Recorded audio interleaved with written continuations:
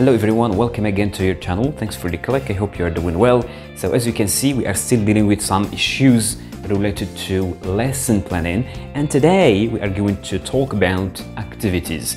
And in the previous episode we said that activities is a very important component of a lesson plan, and we cannot go to make a lesson plan or design a lesson plan if we not have an idea about activities or the activities we are going to include in our lesson. So that's the first step. So the first step in making a lesson plan is to decide about the activities you are going to include in your lesson. Now, before we talk about activities and the kind of activities, the types of activities you are going to include or you can include in your lesson, there are very important things to bear in mind before talking about activities. Now, there are some confusing concepts when we talk about activities.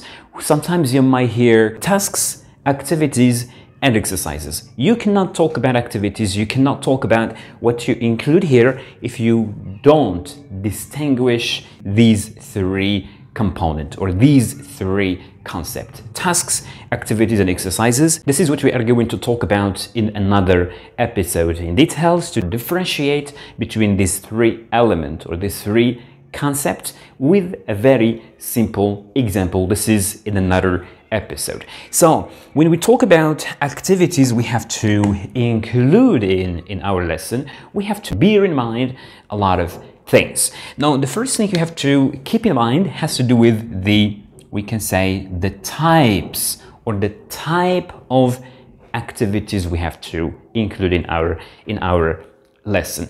The level, there are some activities that you cannot use with all levels. There are some activities you can use with beginners, there are activities you can use with advanced, with intermediate, etc. We can also talk about age, and some activities you can use with children is not some activity you can use with teenagers or with adults, etc. So the age also plays a significant role in deciding about the activities you can use in your lesson. Another thing very important, it has to do with the time, and this is also very important. And when I say the time, which means the time that each activity or activities are going to take. Now, if the activity is going to take, for example, a long time and you don't have time, that something can be replaced by another activity. So it depends on time, because time plays a very important role in your lesson plan. Another very important thing related to activities, it has to do with what we call the lesson. So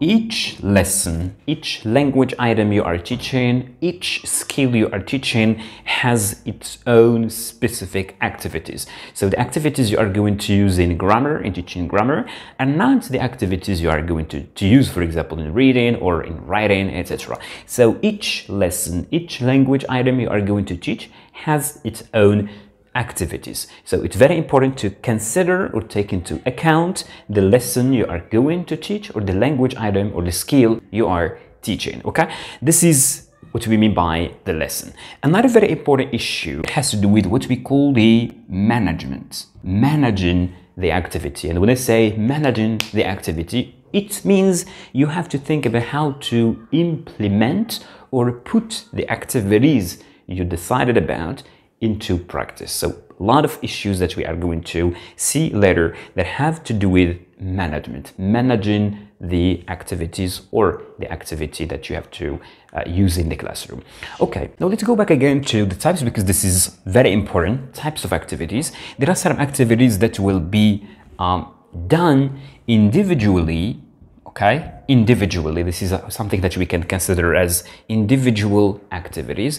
There are some activities that will be done in form of pair or in form of pairs. So students will work together in form of pairs, or some activities that will be done in form of groups. Okay, so some activities that will be done in the form of groups. Most of the time, if not always, when we talk about pair and group work or group activities, these have to do with what we call the interactive. So we can consider them as interactive activities, because here students will be interacting with each other.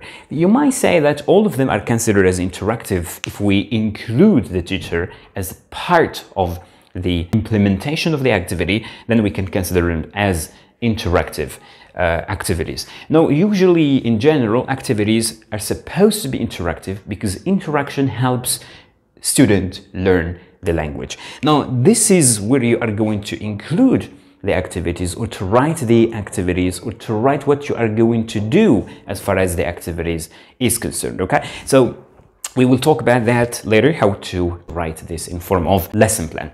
Okay, now let's take some examples of activities. For example, games. There are a lot of games that you can use in every lesson you teach, in every language component or language skill you are teaching. And games actually can be used in teaching, for example, grammar, can be taught in teaching, for instance, functions, can be used in teaching reading, and so on. Jigsaw is very important in reading. It's when you divide the text into chunks or into paragraphs, and each group of students read one paragraph or one chunks, and then they discuss. Mind mapping is very important for either writing, for example, or even vocabulary. When you are teaching vocabulary, this is also very important, mind mapping. Puzzles can be used in vocabulary. It can be used for vocabulary. It can be used for grammar.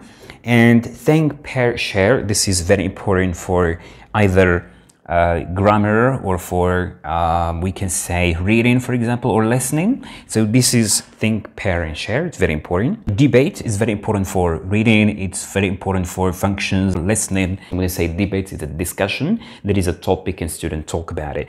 Here we can say speaking. Okay, so we can add speaking here.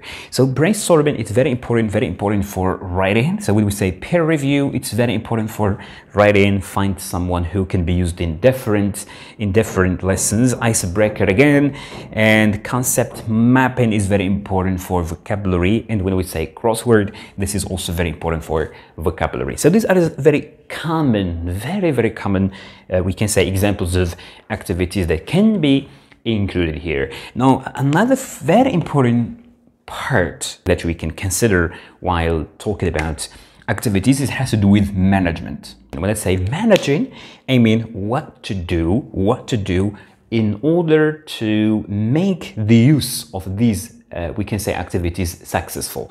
Now, we have a lot of things to take into consideration. Now, the first thing that you have to take into consideration is to make what we call clear instruction. And when I say clear instructions, which means that when you engage students, when you start a certain activity, all students should understand, comprehend what they are supposed to do. Now, if you don't explain the activity well, for sure students will be lost and they will not know what to do. And a very important way to do this is through what we call using something like non-verbal cues, for example. We can use non-verbal cues and gestures and so on. Another very important thing is to create a kind of routine, okay?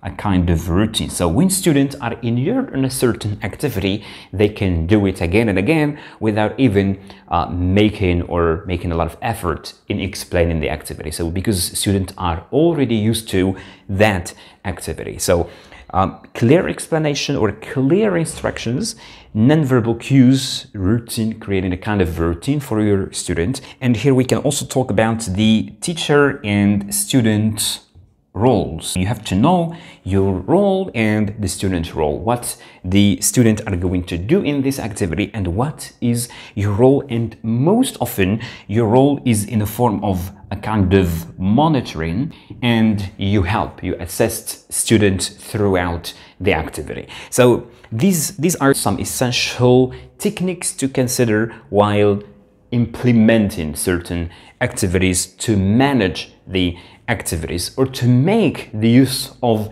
the activities successful. Now, here in the lesson plan, what can we write? So these are the forms that you can use in writing the activities in the lesson plan. So either student work or student do something. You can say teacher asks student to do something, okay? So these are two very common ways to write in a lesson plan.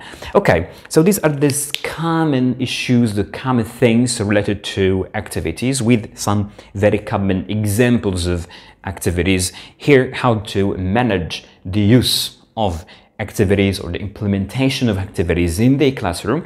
And later on in the upcoming lesson, we will talk about the differences between tasks, activities, and exercises. All right, so I hope you find this lesson easy to understand. If you have any question or suggestion, don't hesitate to let me know. See you in another episode with another lesson. Have a good time and goodbye.